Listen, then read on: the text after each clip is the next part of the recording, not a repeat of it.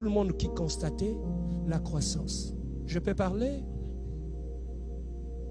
Vous savez, dans les temps, les gens aimaient, quand tu lui poses, tu vas te marier avec qui? Il dit, souvent les sœurs, hein?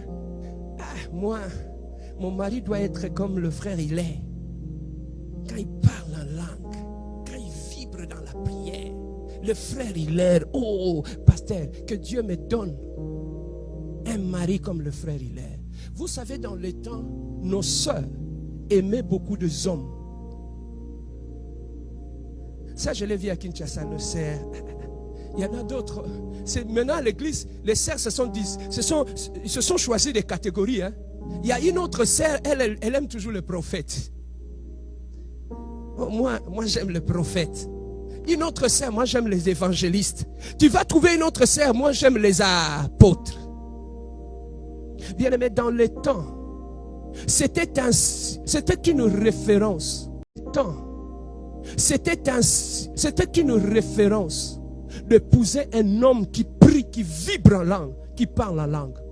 Bien aimé, beaucoup de femmes, beaucoup de nos sœurs, ils aimaient ça. Parce qu'on pensait que derrière cette apparence de sainteté, se cachait un homme saint.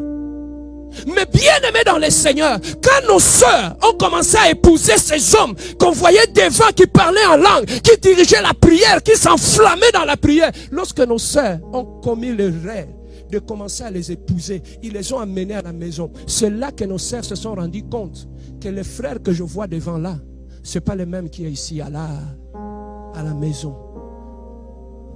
Écoutez, à l'église, beaucoup de nos sœurs ne veulent plus épouser des hommes qui parlent la langue, des hommes qui prient, qui ont l'apparence de la sainteté. Dis-moi, pasteur, pourquoi?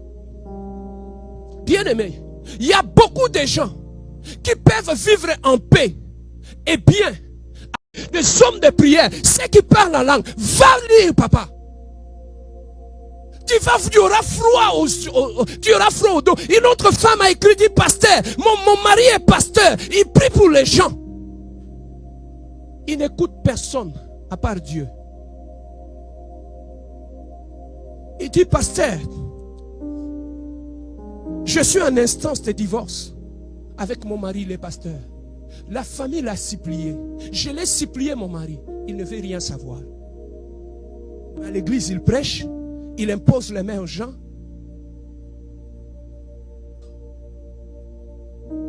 Voilà. C'est ça qui fait qu'aujourd'hui, beaucoup de nos sœurs ne veulent plus de ces hommes qui parlent là, qui prient, qui ont l'apparence de la sainteté. Mais difficile à vivre, papa. Si tu veux voir des gens qui ont un caractère difficile, c'est parmi ces gens-là. On se connaît. On se connaît.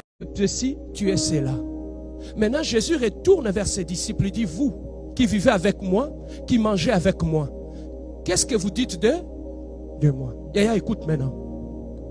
La vie chrétienne, c'est une vie où notre croissance, notre maturité, l'impact de la croissance dans notre vie doit être vu par ceux qui sont loin et par ceux qui sont tout autour de nous.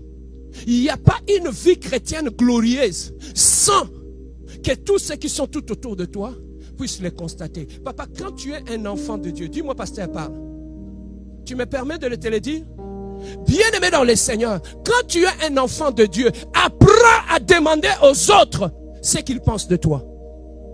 La vie chrétienne, ce n'est pas une vie, je m'en fous, qu'ils me prennent sur même pas, ils m'aiment pas. Si c'est si, ce n'est pas ça la vie chrétienne. Même Jésus qui était Dieu, il voulait savoir ce que les gens pensaient de son comportement, de qui il était.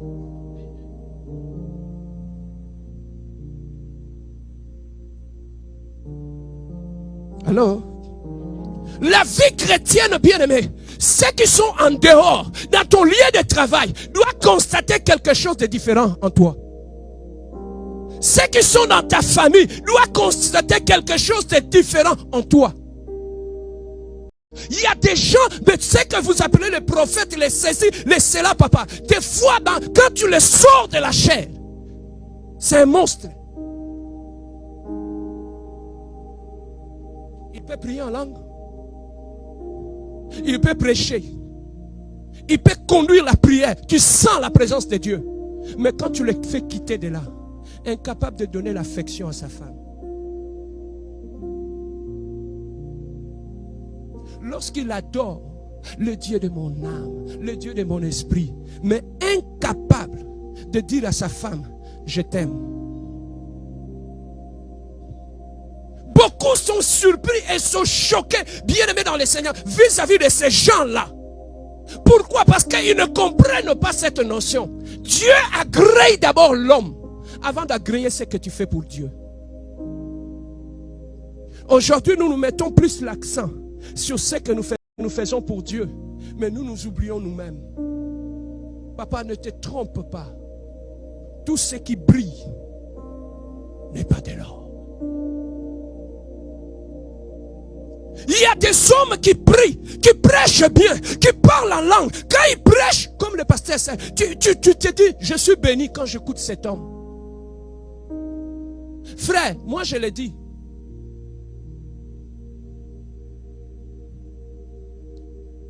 Ne me considère pas par rapport à ces 15 minutes ou ces 40 minutes que je fais sur la chair. Tu veux me connaître? Va poser la question à ma femme. Si ce qu'il prêche, c'est ça ce qu'il pratique. Tu veux me connaître? Ne me regarde pas par rapport à ce que je prêche ici. Va demander à mes frères et à mes soeurs dans la famille. Ils vont te dire. La femme samaritaine a rencontré Jésus. Elle n'est pas restée là. Elle est allée vis-à-vis de ses frères. Il a rapporté ce qu'il a eu, c'est Jésus. Ce que tu as eu, c'est Jésus. L'amour, l'amour, l'affection. Où est-ce que tu l'amènes? Ces gens que tu parles la langue que tu vois là, ne suis pas ça. Voilà pourquoi je dis à la sœur, si tu rencontres un homme de Dieu, apprends à faire la différence entre l'homme de Dieu et l'homme. Parce que dans ces pasteurs, dans ces frères, il y a un serviteur de Dieu et il y a un homme. Tu peux épouser, apprécier un serviteur de Dieu. Mais l'homme qui est dans cet homme-là, il est méchant. Je peux parler? Il y a beaucoup de gens bien-aimés dans l'église qui ont caché leur méchanceté. Vous savez, des fois quand on regarde de frères qui prient, qui parlent la langue et tout là.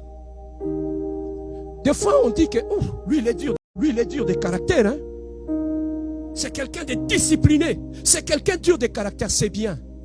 Mais cela peut cacher une méchanceté. Est-ce que tu sais ça? Quelqu'un peut cacher sa méchanceté derrière une discipline dure. Il a l'apparence d'être un frère qui est dur. Lui n'aime pas les bêtises. Lui c'est quelqu'un qui est juste. Mais derrière tout ça, quand vous grattez, c'est la méchanceté qu'il cache. Je peux avancer? Est-ce que les frères sont avec moi? Bien aimé, écoutez. La Bible dit, émis de compassion. Il a vu les gens qui manquaient à manger. Il a fait quoi? Il a multiplié il a mis ensemble et l'amour et la compassion, la spiritualité et la compassion. Il a répondu aux besoins. Papa, parmi ces frères que tu vois qui parlent la langue, si tu veux voir des gens qui sont avares, chiches,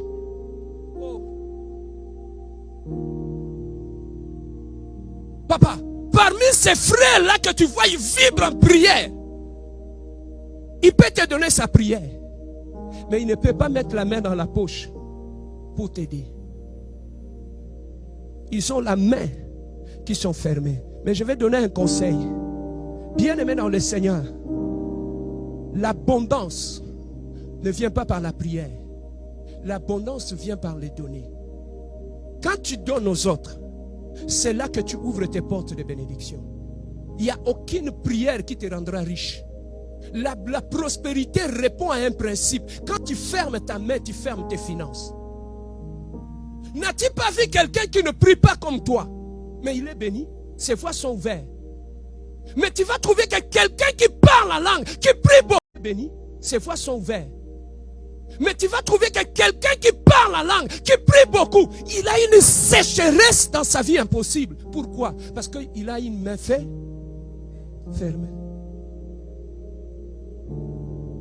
Les sœurs qui se sont fiancées à ces gens-là, ils font ça. Hein? J'ai dit, frère, même si tu ne veux pas sortir l'argent pour aller acheter des fleurs, sors ne fût-ce qu'ici, il y a un parc ici. Va cueillir des fleurs. Tu ne vas pas acheter. Va amener à la femme. C'est gratuit, non? Même ça, il ne peut pas. Bien-aimé, j'ai constaté dans l'église, derrière les apparences de sainteté, derrière les apparences de disciplinés, en fait, ce ne sont pas la discipline, c'est la méchanceté qui se cache. Si tu veux voir des gens méchants, ils ne sont pas dans le monde. Ils sont derrière les apparences de sainteté dans l'église. Derrière les apparences de sainteté, derrière les apparences de disciplinés, en fait, ce ne sont pas la discipline, c'est la méchanceté qui se cache. Si tu veux voir des gens méchants, ils ne sont pas dans le monde. Ils sont derrière les apparences de sainteté dans l'église. Il va arriver un moment donné, nous les frères, les gens vont refuser de nous épouser. Tu vas vraiment à l'église, tu vas trouver un frère a fait 7 tentatives.